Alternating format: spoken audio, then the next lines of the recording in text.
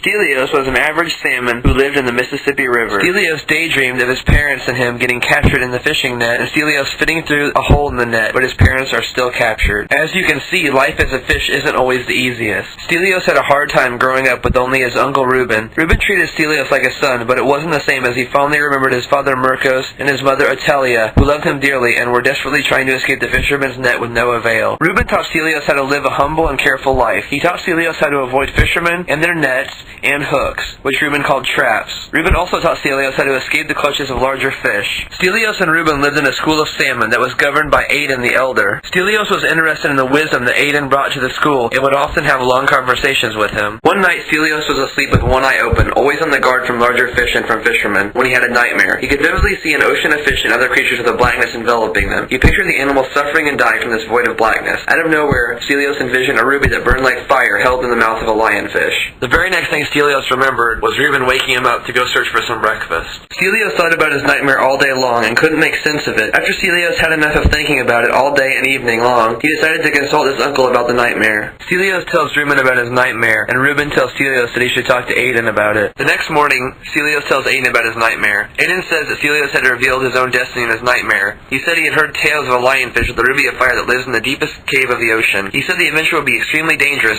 because in the depths of the ocean lie many dangerous creatures, and there is utter blackness. Of these dangerous creatures, the viper fish are the most fearsome and prowl in anything they can sink their large gruesome things into, and will be many sets of things as they travel in packs.